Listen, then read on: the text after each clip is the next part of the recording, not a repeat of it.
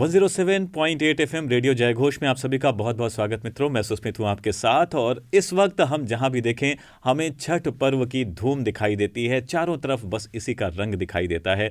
तो आइए आप सभी को इस लोक आस्था के महापर्व की ओर और जानकारी और बातें करने के लिए ले चलते हैं। हमारे बीच में मौजूद हैं कल्चर दीदी यानी कुसुम वर्मा जी। सीधे चलते हैं उनके पास जो हमारे बीच में मौजूद हैं और जानते हैं उनसे कुछ और बातें। FM 107.8 रेडियो जयघोष के सभी श्रोताओं को, सभी दर्शकों को कल्चर दीदी का प्यार भरा नमस्कार। ये जो समय चल रहा है ये पर्वों का चल रहा है। अभी हाल ही में दीपावली बीती और आज शुक्ल पक्ष की षष्ठी छठ पर्व मनाने के लिए हम सब तैयार हैं। ये सूर्योपासना का महापर्व है, लोक पर्व है और विशेष रूप से बिहार में, झारखंड में, पश्चिमी बंगाल में, पूर्वी उत्तर प्रदेश में और यहाँ तक कि नेपाल की तराइयों में मनाया जाता रहा है। लेकिन अब पूरे भारतवर्ष में बहुत धूमधाम से छठ पर्व मनाया जाता है। तो आज हमारे बीच में, जैसा कि आप देख ही रहे हैं, हमारे स्टूडियो में हमारी आज के मेहमान हैं सुनीता राय जी, जो बहुत बेहतरीन परफॉर्मर हैं, और हमारे साथ हैं ओम सिंह जी, जो सुप्रसिद्ध सोशल वर्कर हैं। तो आज हम ढेर सारी बातें करेंगे अपनी सखियों से छठ पर्व के बारे में। सुनीता जी, आप तो व्रत रहती हैं जी, तो कैसे ये पर्व जो है छठ शुक्ल पक्ष की षष्ठी को मनाया जाता है जी। और 4 दिन तक ये चलता है पर्व, तो कब से ये मनाया जाता रहा है? अब कथा तो ये है कि मुंगेर में सबसे पहले सीता जी ने वहीं से शुरू किया था और उसके बाद ये बिहार, चूँकि मुंगेर बिहार में है और बिहार से ही ये शुरू हुआ, पर अब ये पूरे देश में क्या विदेश में भी बहुत ही धूमधाम से मनाया जाता है। 4 दिन का ये पर्व होता है और इसकी शुरुआत जो होती है वो नहाय खाए से होती है। अच्छा, तो नहाय खाए का मतलब ये होता है कि दाल चावल लौकी की सब्जी स्पेशली, अच्छा, मतलब हल्का खाना भी मान लीजिए इसको, और उसको खा के शुरू होता है। फिर अगले दिन होता है खरना। खरना में पूरे दिन निर्जल व्रत रहते हैं। फिर शाम के टाइम में गुड़ की खीर बनाई जाती है जिसे रसिया बोलते हैं। हम लोग की भाषा में उसे रसिया बोला जाता है। फिर वो उसके लिए अलग से चूल्हा भी बनता है, उस पे बनती है वो खीर, रोटी के साथ वो खाया जाता है। वो प्रसाद बहुत महत्व रखता है और बहुत से लोग मांगने भी उस प्रसाद को आते हैं। अच्छा, उसको कहते हैं कि जितना बांटिए आप उतना आपका बढ़ेगा। तो वो रोटी और खीर का बहुत ही महत्व है। वो खाने के बाद से फिर 36 घंटे का ये निर्जल व्रत हमारा शुरू होता है। निर्जला व्रत, हाँ, बिल्कुल 36 घंटे लगातार ही चलता रहता है। फिर अगले दिन जो मेन छठ का पर्व होता है जिसमें हम शाम को सूर्य भगवान को अर्घ्य देते हैं। वैसे तो सूर्य भगवान को लोग कहते हैं सूरज को, डूबते सूरज को नहीं देखता है कोई, लेकिन ये व्रत ऐसा है कि इसमें अस्त होते सूर्य की पूजा की जाती है। और अगर साक्षात देवता मानिए तो सूर्य ही हमारे साक्षात देवता हैं। उसमें ठेकुआ बनाते हैं जो मेन प्रसाद होता है, और वो ठेकुआ गुड़ में बनता है और घी में बनता है। तो जो व्रती होती है वो खुद बनाती है अपने हाथ से।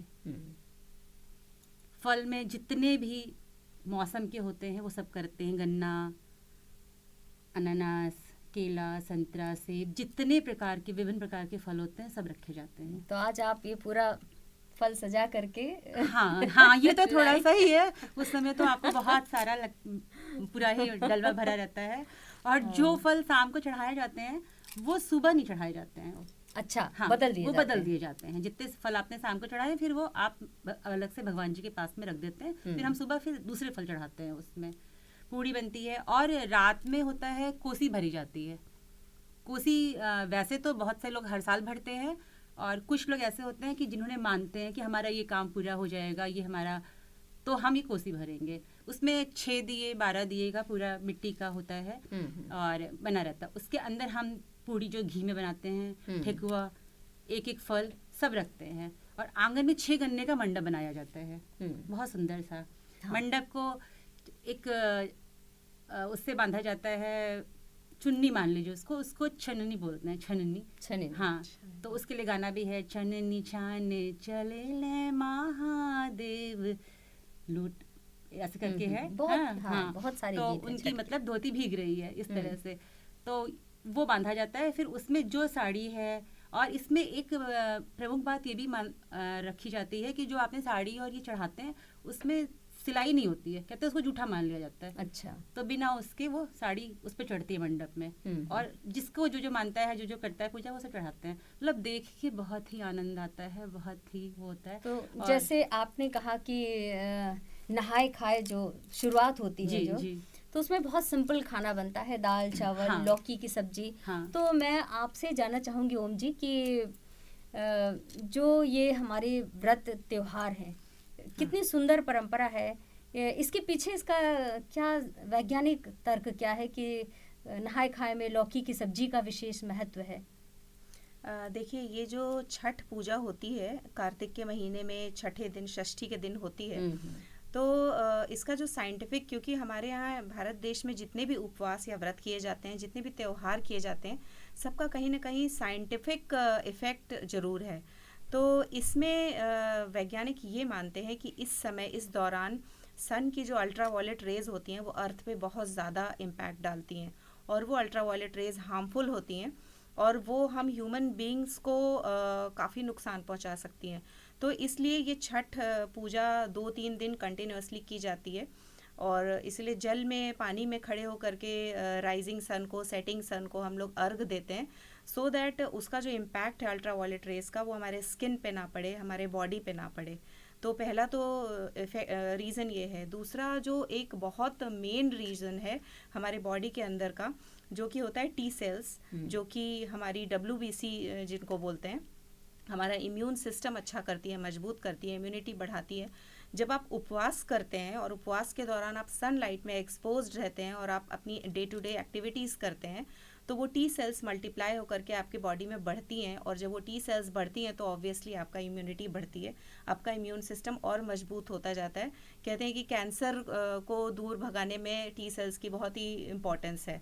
उसके अलावा इसका साइकोलॉजिकल इम्पैक्ट भी है। जैसे कि मैं साइकोलॉजिस्ट हूँ, तो मैं बताना चाहूँगी इसका साइकोलॉजिकल इम्पैक्ट ये है कि सूर्य जो है वो मेन सोर्स ऑफ एनर्जी है इस पूरे प्लैनेट में, अर्थ में, और हम ह्यूमन बीइंग्स को, सारे लिविंग ऑर्गेनिजम्स को, सबको वो सन ही है जो एनर्जी देता है। तो ये टाइम ऐसा है कि जब हम फादर फिगर सन को मानते हैं, सूर्य देव को, तो जब हम उनको प्रेयर करते हैं, उनको हम अर्घ देते हैं, उनसे काफ़ी प्योरेस्ट फॉर्म में हम होते हैं। जैसा कि आपने बताया कि सिलाई में वो स्टिचिंग नहीं होती है, उसका मेन सिंबल यही है कि प्योरेस्ट फॉर्म होता है हमारा। और तब जब हम उनकी प्रेयर करते हैं तो हम अंदर से बड़े मॉरली बड़े स्ट्रॉन्ग फील करते हैं, बड़े मजबूत महसूस करते हैं। और इसका एक और रीज़न है कि जैसे ही हमारे नवरात्रि बीतते हैं और ये एक तरह से शरद ऋतु स्टार्ट हो रही होती है, ठंड का मौसम आ रहा होता है, तो हमारी बॉडी अंदर से अपने आप, डाइजेस्टिव सिस्टम या अंदर का सिस्टम जो है, फिजियोलॉजी, वो अपने आप को तैयार कर रही होती है इस आने वाले बदलाव के लिए, जो इस ऋतु में बदलाव आता है, जो ठंड का मौसम आ रहा होता है। तो इसलिए 2-3 दिन कंटिन्यूस हम सूर्य की ऊष्मा लेकर के अपने अंदर इकट्ठा करते हैं, अपने अंदर कंजर्व करते हैं, अपने अंदर गर्मी रखते हैं, सो दैट आने वाले टाइम में ठंड को हम मात दे सके, उसका मुकाबला कर सके।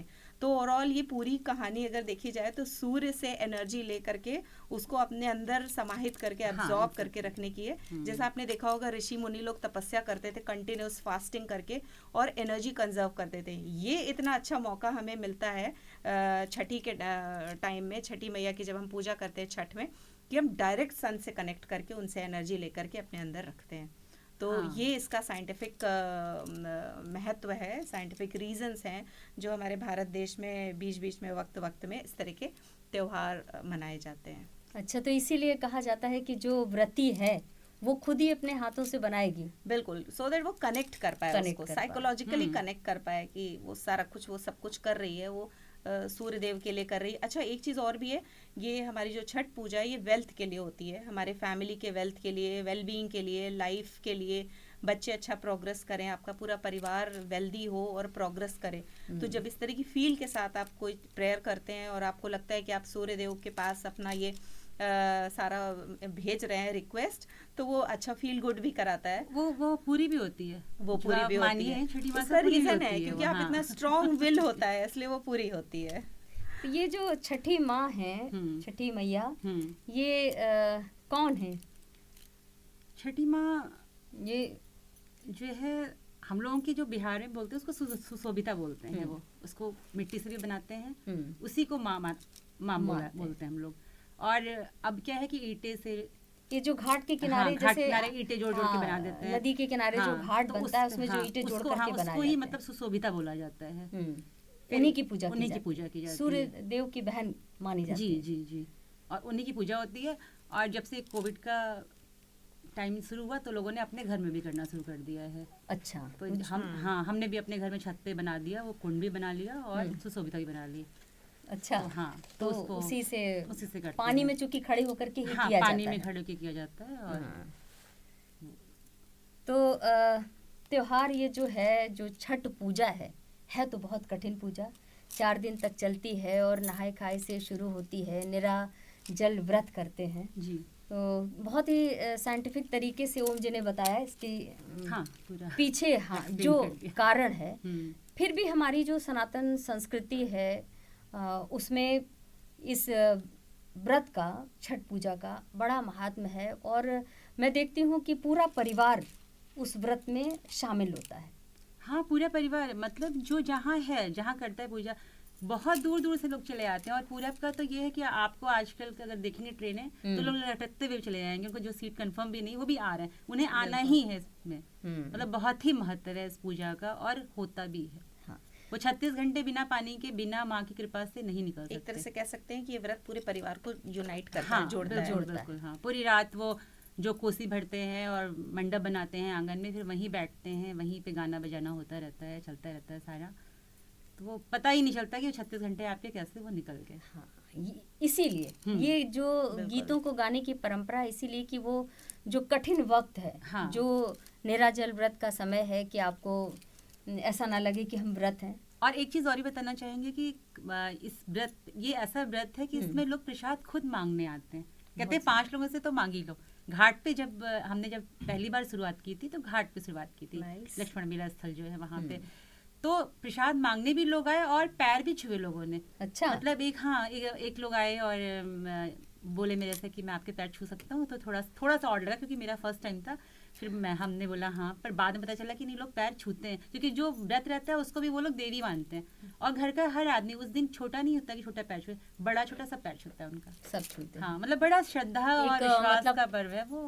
परंपराओं को जिस तरह से निभाना चाहिए, हाँ। तो पूरा परिवार मिल करके, और इसी तरह से हमारी जो संस्कृति है वो अपनी अगली पीढ़ी तक हस्तांतरित भी होती है। उनको भी वो देखते हैं कि हमारे माता पिता बच्चे जब देखते हैं तो आगे चल के वो भी इन परंपराओं को। मेरा बेटा ही वो सुशोभिता और जो कुंड है उसको सबको रंग रोगन का काम वही करता है, तो उसमें कोई मिस्त्री या मजदूर नहीं बुलाया जाता, वो सब लोग अपने हाथ से करते हैं। तो सब, और डलवा भी जो है घर का पुरुष जो होता है मुखिया, वो अपने सर पे पहले रखता है। हाँ, पूरा जो व्रत पूरा खुद अपने हाथ से करना है, इसमें किसी का वो नहीं। हाँ, पूरी फीलिंग करते हैं वो। तभी गीत में गाते हैं कि होई ना बलम जी सहाइया, हाँ, और दौरा घाटे पहुंचाए। हाँ।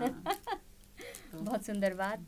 और यानी कि इस व्रत का जो उद्देश्य है वो सर्व मनोकामना पूर्ति भी है। हाँ, है ना। बहुत लोग जैसे संतान के लिए भी करते हैं, बेटा हो या बेटी। अब तो ज़माना बहुत बदल चुका है, बहुत अच्छी बात है हमारे समाज के लिए, ये बहुत मंगल की बात है कि अब संतान की कामना होती है, बेटे या बेटी की नहीं, दोनों एक बराबर हैं। अपने बेटों को जैसे हम पढ़ाते हैं वैसे बेटियों को भी पढ़ाते हैं। तो ये जो छठ व्रत है, तो इसके पीछे और भी कुछ कारण है, और कुछ बताएं आप।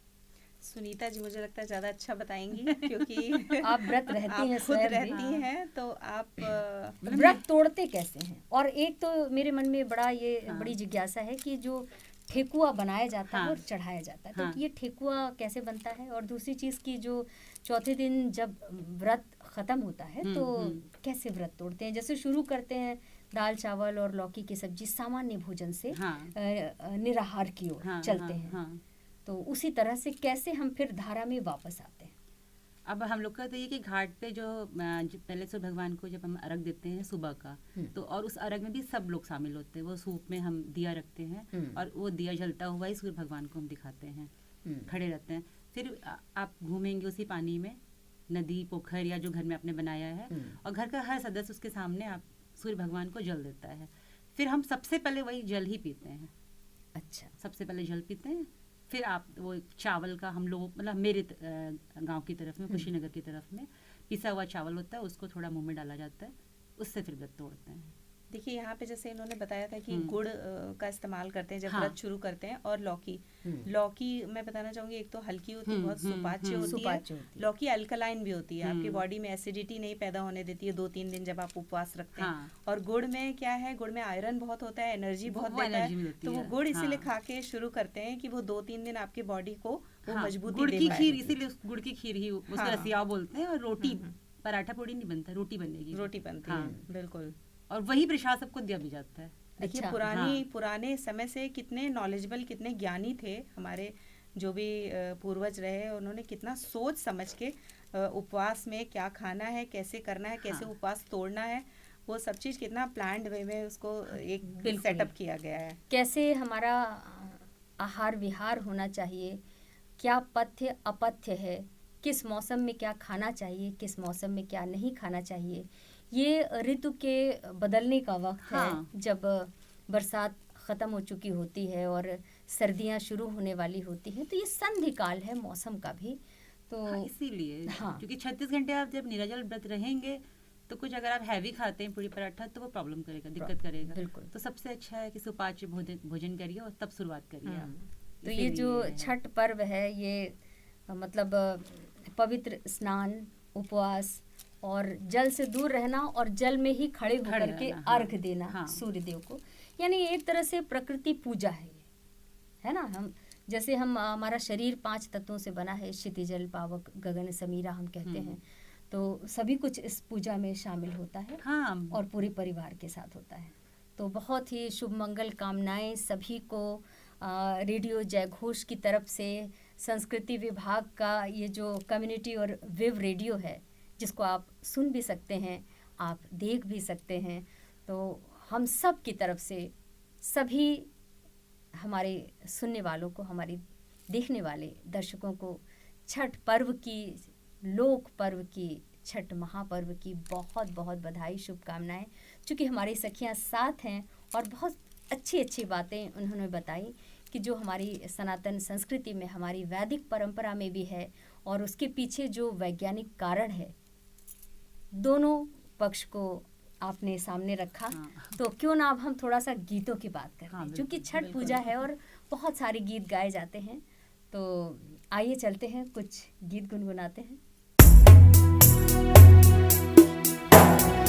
कांच ही बांस की बहंगिया, बहंगी लचकत जाए, बहंगी लचकत जाए।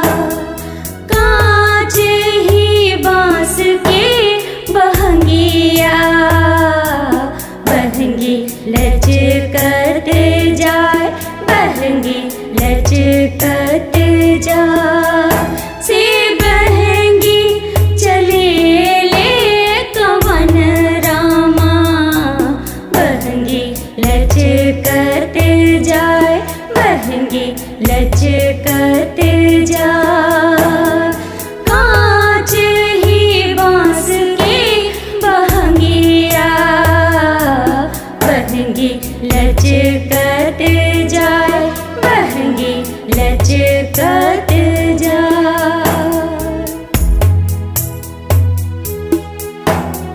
रहिया में पूछ ले बटोहिया, बहंगी के करा के जाए, बहंगी के करा के जाए। तू तो आनर कारे बटोहिया, इत सूरज के जाए, इत सूरज के जाए।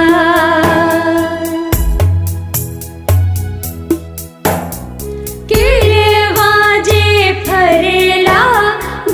नारद से ओह पर सुगा मेंढराय, ओह पर सुगा मेंढराय। आदित्य मार लेल धनुष से सुगा गिरे मुरझाय, सुगा गिरे मुरझाय।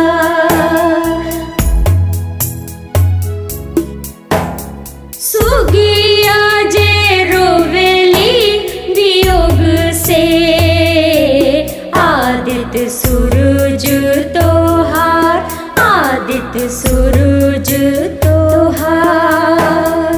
अब के परब सुगा बची हो, नाम लेबै तोहार, नाम लेबै तोहार। अब के परब सुगा बची हो, नाम लेबै तोहार। छठी मैया से कहिबै, नाम लेबै तोहार, नाम लेबै तोहार।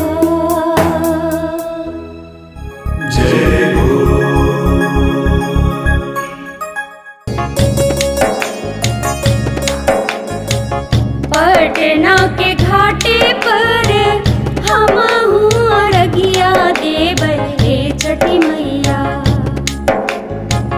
पटना के घाटे पर हमहू अरगिया देबै हे छठी मैया।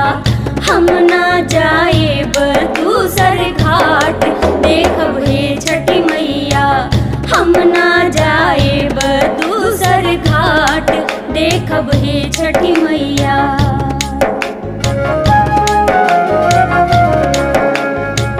सूप लिहल ठाड़े बाड़े डोम डुमनिया देखब हे छठी मैया। सूप लिहल ठाड़े बाड़े डोम डुमनिया देखब हे छठी मैया। उही सूपे अर्घा देवाइब देखब हे छठी मैया। उही सूपे अर्घा देवाइब देखब हे छठी मैया।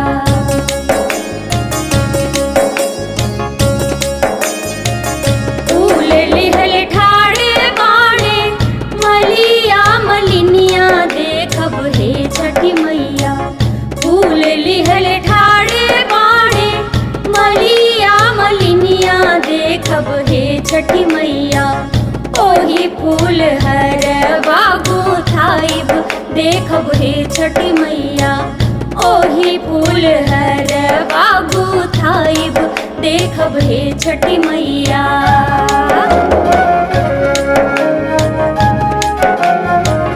केला से बनरियल कीने गईली बजरिया देखब हे छठी मैया।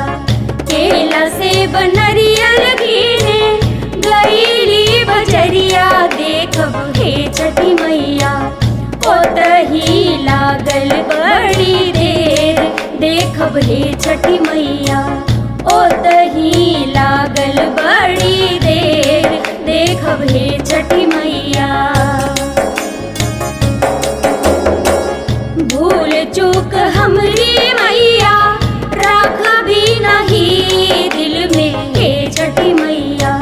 भूल चूक हमरी मैया राख भी नहीं दिल में हे छठी मैया। हमरो अरघिया ले हब मानी देखब हे छठी मैया। हमरो अरघिया ले हब मानी देखब हे छठी मैया। पटना के घाटे पर हमहू अरघिया देबै हे छठी मैया।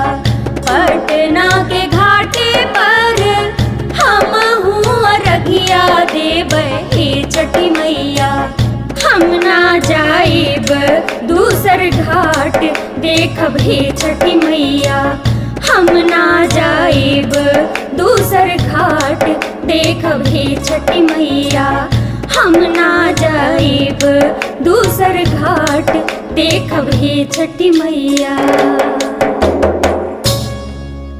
मित्रों, अभी आपने देखा किस तरह से हमारी कल्चर दीदी ने बताया कि छठ पर्व में क्या कुछ होता है और किस तरह से ये पर्व मनाया जाता है। साथ ही साथ कुछ गीत भी आप तक पहुंचे जो छठ मैया की भक्ति में सराबोर थे, छठ पर्व की महत्ता को बता रहे थे। तो आगे हम आपसे ऐसे ही जुड़े रहेंगे रेडियो जयघोष के माध्यम से। हम आपको फिर आगे ले चलेंगे अगले अंक में। जो घाटों पर तैयारियां हैं, वहां पर क्या कुछ लाइव अपडेट है, उसकी जानकारी के लिए हम आपको जोड़ेंगे। फिलहाल अभी हमें यहीं पर दीजिए विराम, लेकिन आप जुड़े रहिए आपके अपने रेडियो जयघोष के संग। नमस्कार।